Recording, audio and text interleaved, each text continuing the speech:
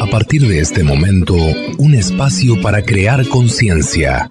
¿Por qué lo hiciste? Un programa de la Fundación Códigos, conducido por el investigador Luis Cegueza, desde los estudios de la Fundación Códigos en Punta del Este, Uruguay, y emitido en Uruguay, Argentina, Bolivia, Brasil, Chile, Colombia, Ecuador, España, Estados Unidos, Holanda, Inglaterra, Israel, México, Perú, República Dominicana y portales online. Así comienza ¿Por qué lo hiciste?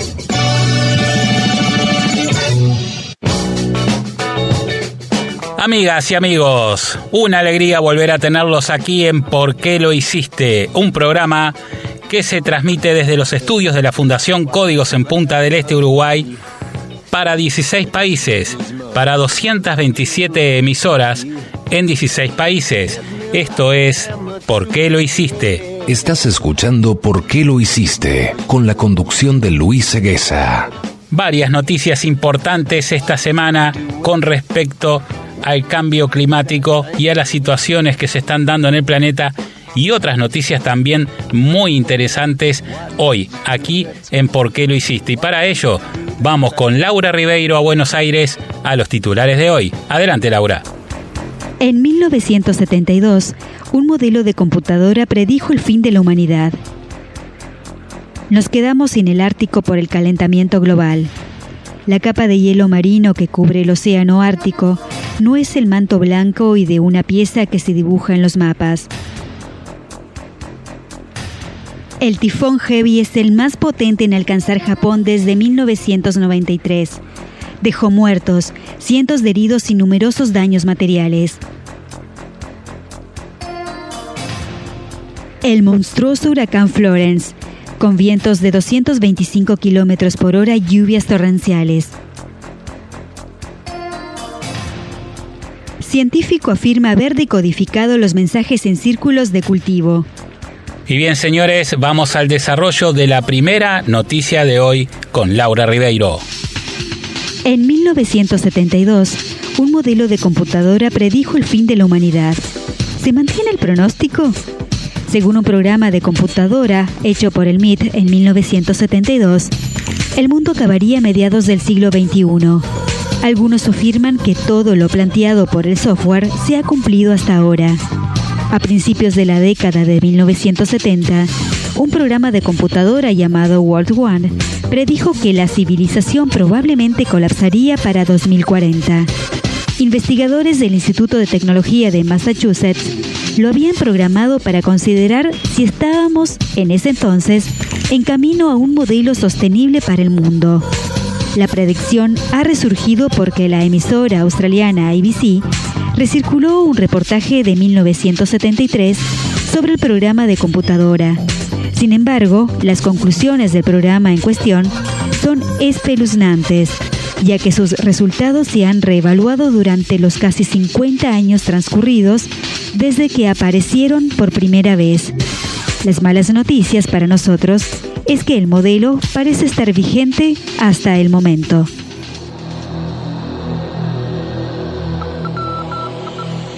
Señoras y señores, una noticia súper interesante, que en 1972 ya hubiera un modelo de computadora que podría generar un montón de información para poder evaluar un futuro fin de la humanidad. Alguien ha hecho esto, obviamente, un grupo de gente que evidentemente debe haber insertado en la computadora mucha información de estadísticas y de procesos, y han llegado obviamente a la conclusión de que aparentemente para el 2040, o sea dentro de 22 años o un poquito menos, podría estar llegando el fin del mundo. Pero no es la primera vez que se habla del fin del mundo, se ha hablado infinidad de veces. Recuerdo en el año 2012 la cantidad de mails y llamadas y WhatsApp que recibimos preguntando a la gente si se terminaba el fin del mundo, y en aquel momento nosotros obviamente respondimos que no, que podían estar tranquilos, que todavía no llegaba ese día. Con esto también queremos decir que no pensamos que nunca va a llegar. evidentemente en el paso que vamos, en algún momento va a romperse toda la cadena, va a caer como en un efecto dominó todos los sistemas de vida y probablemente al ser humano también le llegue el fin. No sabemos si va a ser ahora o dentro de 20 años o dentro de 100. Lo que sí sabemos es que hasta ahora, tanto esta computadora como nosotros también muchas veces hemos dicho y hemos predicho, se está acelerando enormemente todo el problema de cambio climático y eso acarrea, obviamente, que también trae otros problemas que tienen que ver con la salud, que tienen que ver con la seguridad, que tienen que ver con la alimentación y la subsistencia de muchas personas. La computadora parece que viene acertando en todo lo que predijo y la verdad nosotros no vemos algo estrafalario lo que está diciendo este informe, porque al paso que vamos evidentemente puede pasar algo grave de aquí al 2040. Y lo hemos manifestado, pero no solamente porque se nos ocurre decirlo, ¿no? Hemos hecho estudios durante muchos años. En nuestras conferencias hemos fundamentado todo lo que decimos con nuestros estudios y con pruebas que las hemos mostrado en fotografías, en videos, en testimonios. Y llegamos a la conclusión, obviamente, que de seguir en este proceso acelerado de destrucción que va el ser humano, probablemente sí para mitad de este siglo XXI podría estar pasando algo muy importante que afecte enormemente la vida en el planeta. Podemos todavía, como decimos siempre, frenar esto. Todavía tenemos tiempo, pero además poseemos la tecnología para hacer el cambio que necesitamos sin sacrificar el confort, sin sacrificar todo lo que ya estamos acostumbrados. Simplemente hay un tema de intereses detrás de esto que no nos permite hacer ese cambio y tampoco no nos permite realmente progresar, porque el adelanto, como lo conocemos, está mal llamado como adelanto, porque en realidad no hemos adelantado nada, porque estamos con combustibles fósiles desde hace más de un siglo, cuando ya en los años 40 era obsoleto. Sin embargo, hoy continuamos dependiendo de los combustibles fósiles en todo el mundo. En realidad, lo que ha sido esto fue un freno para el verdadero adelanto, un freno para el verdadero progreso. Hoy existen tecnologías, pero no hoy, existen desde hace décadas, que podrían haber frenado mucho antes todo este problema. Hay un video que muestra a la administración de Ronald Reagan, fíjense del año que estamos hablando, ¿no?, quitando los paneles solares de la Casa Blanca que había colocado Jimmy Carter. ¿Por qué los quitaron? ¿Cuál es la razón si estaban funcionando perfectamente? Estamos hablando que hace ya más de 40 años, 50 años, los paneles solares existían y recién ahora empezaron a aparecer. Y lo mismo sucede con todo.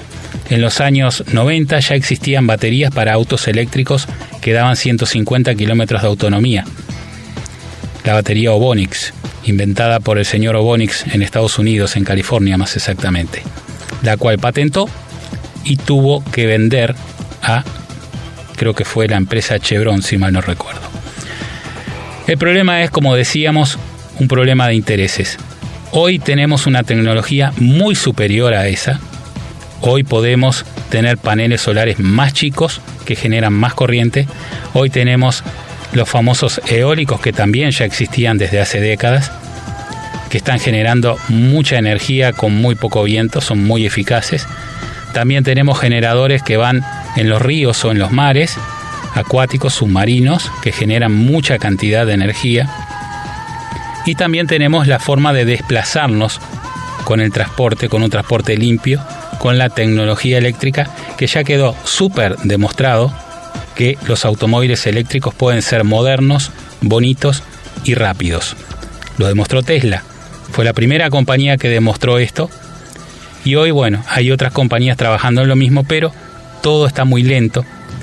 Todo es un patear la pelota para adelante, como siempre decimos, y eso realmente es un problema porque el desastre que estamos haciendo no espera. Hay que acelerar este proceso, tenemos que dejar venir, como decimos siempre, los vehículos eléctricos rápidamente para que la gente pueda elegir si quiere contaminar o no. Hasta ahora no hemos podido elegir, por lo menos en la mayoría de los países. Sería bueno poder elegir. Sería bueno que no hubiera esta especie de dictadura comercial global que nos obliga solamente a elegir color, marca o modelo, pero no podemos elegir el motor que propulsa nuestro vehículo. Y bien, amigos, esperemos que esta computadora se equivoque y nosotros también, y tengamos más tiempo como para poder revertir este problema por el bien de las futuras generaciones, por el bien de todos los animales que son inocentes en todo esto y por el bien de nosotros mismos también. Y bien, amigos, vamos ahora a la segunda noticia de hoy con Laura Ribeiro. Nos quedamos sin el Ártico por el calentamiento global. La capa de hielo marino que cubre el océano Ártico no es el manto blanco y de una pieza que se dibuja en los mapas. Así comienza el informe de National Geographic. En el texto aseguran que la superficie del océano que está cubierta de hielo se ha reducido, y ese hielo es en buena parte estacional y más delgado, mientras que los témpanos viejos y gruesos van desapareciendo. Esto se debe a un gran círculo vicioso que consiste en, a medida que el hielo es sustituido en verano por agua marina, esta, al ser más oscura, absorbe más radiación solar y tanto el agua como el aire se calientan más, lo que acelera el actual deshielo. Kim Holmen, director internacional del Instituto Polar Noruego, aseguró que en el Ártico se calienta antes, más y más deprisa. Señoras y señores, la noticia deja claro que el Ártico está prácticamente desapareciendo. También esto lo han dicho muchos científicos desde hace años, que este peligro era inminente, y también nuestra Fundación Códigos desde el año 2008 viene hablando de este problema que es mucho más grave de lo que parece. No es solamente que nos podemos quedar sin el Polo Norte, porque eso no sería tan grave. El problema es que esto hace muchos cambios en el clima, sobre todo en las corrientes marinas. El cinturón marino, que es como una especie de 8, que hace que recorra el agua de fría a caliente en todo el planeta, del sur al norte, se podría estar frenando por el derretimiento del Ártico. Y si se frena, adiós al clima, señores, adiós al clima que tienen en el norte. El clima continental cálido que tienen en el norte puede cambiar abruptamente a un clima totalmente gélido. Además de esto, la noticia está hablando de que obviamente hay una especie de círculo vicioso en el sentido de que el polo es un gran espejo natural que refracta los rayos solares justo en un lugar donde no hay ozono, obviamente, porque en los polos es donde menos ozono hay. Y de esta manera evita, obviamente, que se derritan el hielo, porque el mismo hielo lo repele. Ahora, ¿qué sucede cuando las aguas se están calentando? Están derritiendo el hielo desde abajo. El hielo se empieza a desquebrajar, empieza a achicarse el tamaño, el diámetro de ese polo norte, que yo recuerdo cuando era niño e iba a la escuela, los mapas lo mostraban tapando prácticamente todos los continentes del norte, las puntas de los continentes obviamente, tocaba a todos los continentes, y hoy lo podemos ver en el Google Earth, cualquiera puede hacerlo, van a ver que esas fotos que armaron ese puzzle enorme de fotografías globales muestran un Ártico totalmente diferente a lo que nosotros conocimos. Pero acá esta noticia no está teniendo en cuenta otro problema que es mayor todavía, que el efecto dominó, podríamos decirle, de que vamos perdiendo ese espejo natural y las aguas se calientan cada vez más. Acá el problema más grave que hay en el Ártico es el escape de metano, y eso sí es un problema enorme, porque en la medida que se empieza a desaparecer el polo, se calientan más las aguas y se derrite el permafrost, que es una capa de sedimentos, y eso permite que el hidrato de metano que está debajo empiece a derretirse y libera metano crudo. Este metano crudo sale a la atmósfera, porque es más liviano obviamente, y se va acumulando en la atmósfera, y esto es muy peligroso porque aumenta el calentamiento global. Esto hace justamente que se genere un efecto mucho más rápido todavía de reacción en cadena, y esto puede hacer que haya una caída estrepitosa de todos los sistemas climáticos. Aunque le parezca mentira, aunque nos parezca que está lejos el Polo Norte, en realidad no está lejos, porque todo el planeta es un circuito cerrado y todo lo que suceda en cualquier parte del planeta nos va a afectar de una manera u otra. Esperemos, señoras y señores, poder evitar todo este desastre antes de que sea tarde. Y bien, amigos, vamos ahora a los consejos de la doctora Katia Thompson. A mí me preguntan por qué tomo aloe vera. Y bueno, además de que me limpia todo el aparato digestivo, que me cura todo lo que son problemas de mal humor y me ha sacado hasta la depresión, yo les digo esto. A ver, el aloe vera tiene tantos nutrientes que es impresionante. Por ejemplo, contiene los 8 aminoácidos esenciales. Les estoy hablando de la lisina, que favorece la producción de colágeno y la elastina. La valina, que favorece la regeneración de las células musculares. La metionina, que es esencial para las funciones del hígado y el sistema cardiovascular. La leucina, que mejora la función de los músculos. La isoleucina, que ayuda a regular los niveles de azúcar en la sangre. La fenilalanina, con acción antidepresiva y antiinflamatoria. El triptófano, que combate la ansiedad y la depresión. Y la treonina, que se encarga de regular funciones del hígado y la absorción de nutrientes. ¿Qué les parece? Para todos aquellos que quieran probar los beneficios del aloe vera, pueden llamar por WhatsApp al más 598 94 90 51 90. Ideas que cambiarán el mundo. En 1982, Harry Gray, un científico del Instituto de Tecnología de California en Estados Unidos, descubrió que los electrones se filtraban a través de las proteínas gracias a unas moléculas híbridas denominadas metaloproteínas que absorbían la radiación solar. Gray y un grupo de investigadores buscan crear baterías microscópicas con óxidos de metal en un extremo y con silicio en el otro, implantadas en las membranas de las células vegetales, para que absorban la radiación y generen hidrógeno. De este modo, procuran desarrollar un generador de energía casi infinitamente renovable. Todo el énfasis de nuestro trabajo es dar con moléculas o materiales que sean muy robustos y que duren mucho tiempo en las plantas de combustibles solares, indicó Gray.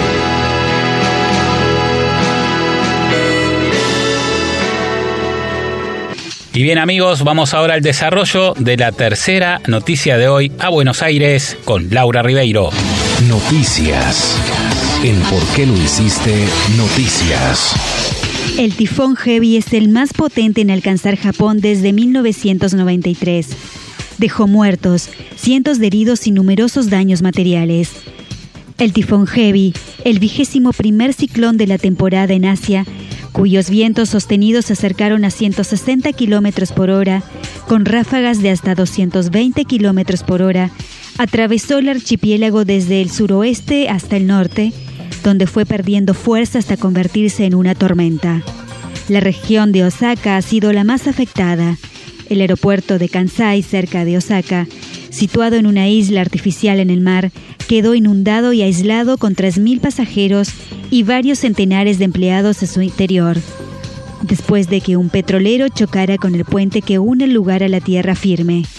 Varios ferries transportaban a pasajeros y trabajadores hacia el aeropuerto de Kobe, situado más al oeste. Japón suele sufrir los embates de los tifones en verano, pero este año ha sido particularmente difícil. Hace 2 meses, unas lluvias sin precedentes provocaron enormes inundaciones y corrimientos de tierra que se cobraron la vida de 220 personas. Y una sofocante ola de calor húmedo golpeó Japón en julio, dejando 119 muertos y obligando a hospitalizar a 49.000 personas. Señoras y señores, siguen aumentando los fenómenos climáticos. Esto ya pasó hace unos días, pero queríamos traerlo aquí a ¿Por qué lo hiciste? Porque fíjense que es difícil ver que en Japón suceda algo así, ¿no? Que hayan 6 muertos y 170 heridos por un fenómeno climático. Se suspendieron 600 vuelos. Imagínense el desastre que debe haber sido. Además, Japón es una isla que en su alrededor tiene mares muy profundos, mares promedialmente entre 4 y 6.000 metros. Y esto justamente provoca que cuando hay fenómenos que tienen que ver con los movimientos de los mares pueden ser muy peligrosos. Recuerden aquel famoso tsunami de Japón, lo que fue, ¿no? Entonces, cuando vemos estas cosas y vemos que la noticia dice que hace 25 años que no sucede algo así, y quizás haga más tiempo que no suceda algo así, porque muchas veces se aliviana un poco lo que se dice, entendemos que el clima está cambiando enormemente. Y volvemos a decir lo que ya hemos dicho otras veces, para aquellas personas que tienen dudas si el cambio climático es un tema de ciclos de la Tierra o fenómenos que tienen que suceder y que la acción del hombre no tiene nada que ver, me gustaría invitarlos a informarse un poco más. Las estadísticas nos están mostrando que la incidencia del hombre ha hecho justamente un crecimiento exponencial en todos los fenómenos climáticos de todo tipo.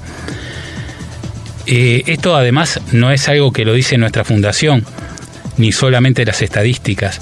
También están de acuerdo el 95% de los científicos en el mundo. Entonces, si llegamos a la conclusión de que la incidencia es por causa del hombre, es el hombre el que lo tiene que solucionar. Porque el hombre lo hizo, el hombre lo puede deshacer. Simplemente tenemos que tener la voluntad entre todos para poder realizar algo organizado y salvar a este mundo y salvarnos a nosotros mismos mientras todavía hay tiempo. Y esta semana siguen los fenómenos climáticos y para ello vamos con Laura Ribeiro. El monstruoso huracán Florence, con vientos de 225 kilómetros por hora y lluvias torrenciales. La Agencia Espacial de Estados Unidos, NASA, dio a conocer el pasado jueves nuevas imágenes del huracán Florence desde el espacio. Cámaras afuera de la Estación Espacial Internacional capturaron a las 6:56 de la mañana, hora del este de Estados Unidos, el avance del huracán categoría 2, en ruta a las costas de Carolina del Norte y Carolina del Sur.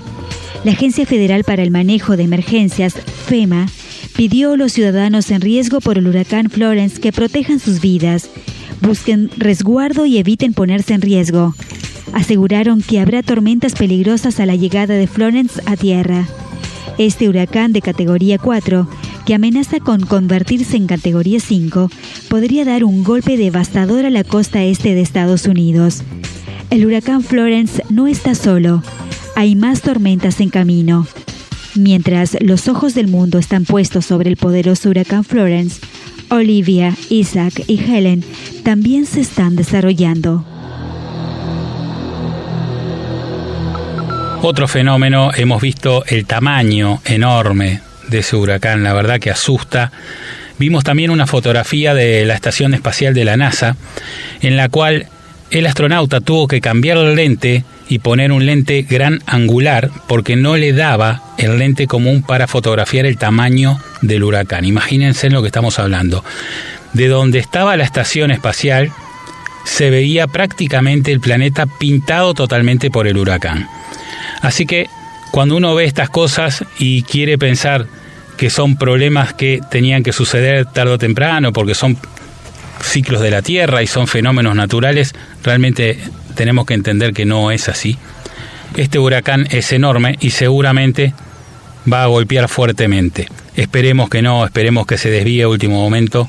La verdad, no queremos que sucedan más tragedias en este planeta, pero bueno, en la medida que sigamos consumiendo oxígeno a gran escala con los motores de combustión interna, este problema va a continuar y va a continuar con un crecimiento exponencial porque también la industria automotriz es de un crecimiento exponencial y hace que justamente cada vez se consuma más oxígeno en el planeta.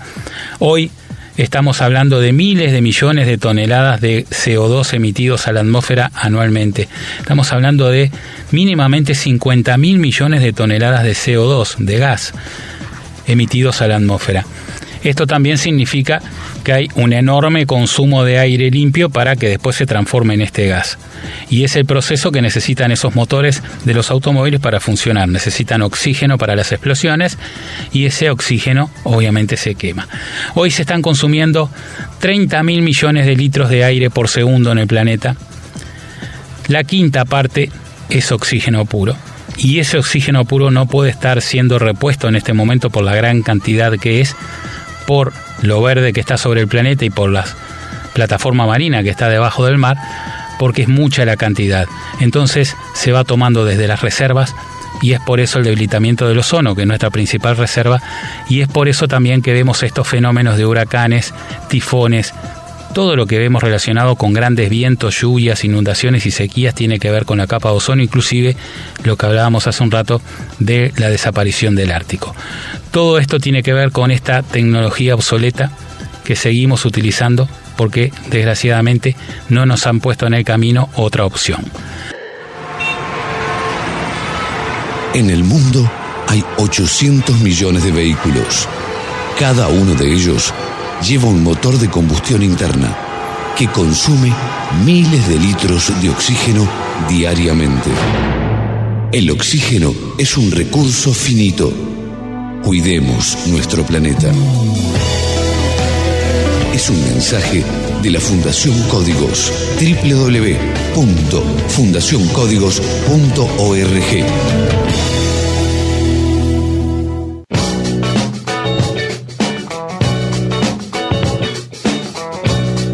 Y bien, amigos, vamos nuevamente con Laura Ribeiro a Buenos Aires para la cuarta noticia de hoy. Adelante, Laura.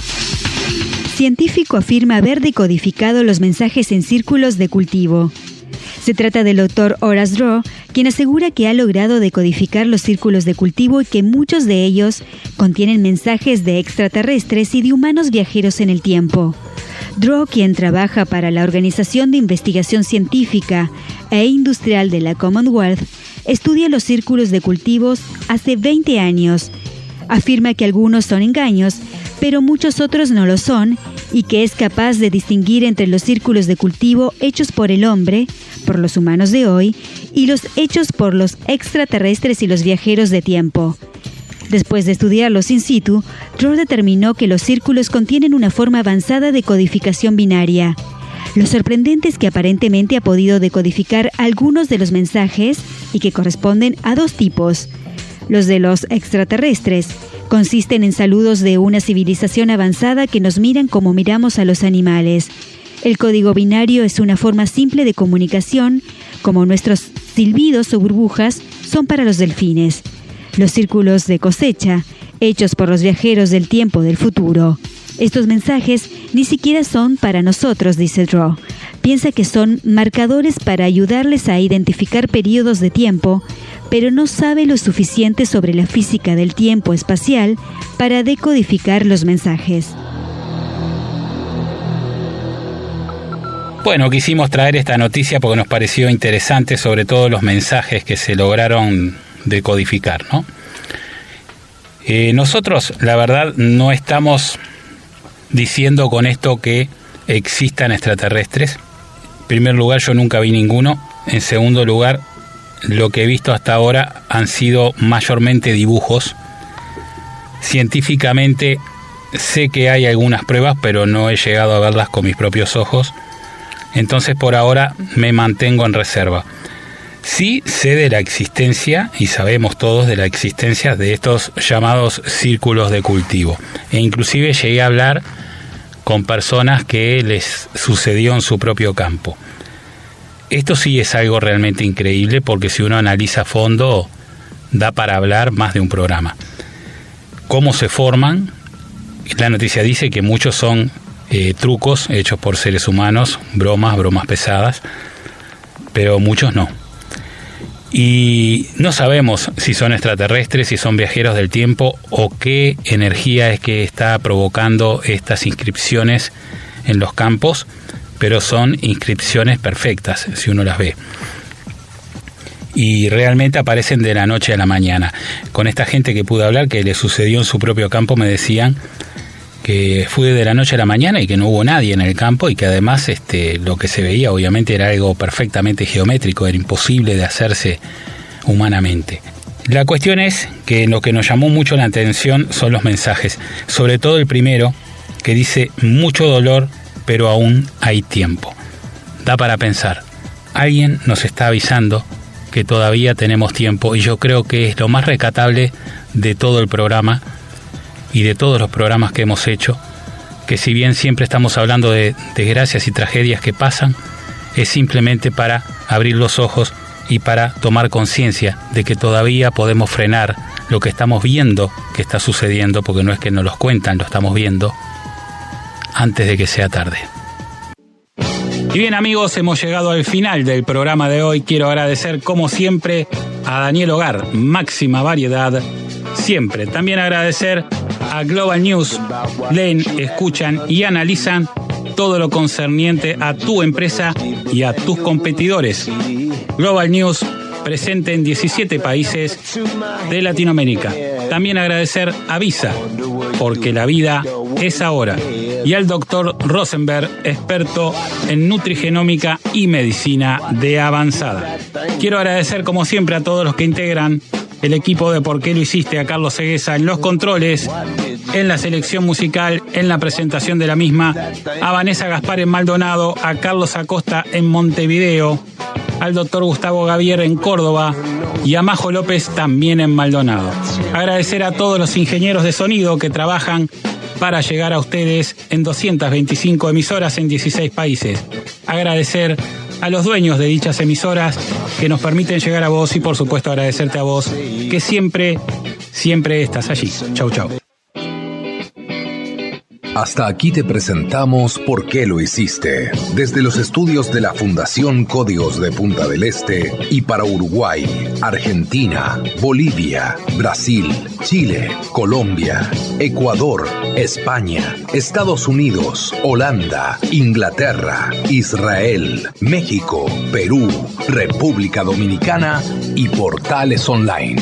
Será hasta la próxima semana. ¿Por qué lo hiciste? Un programa de la Fundación Códigos.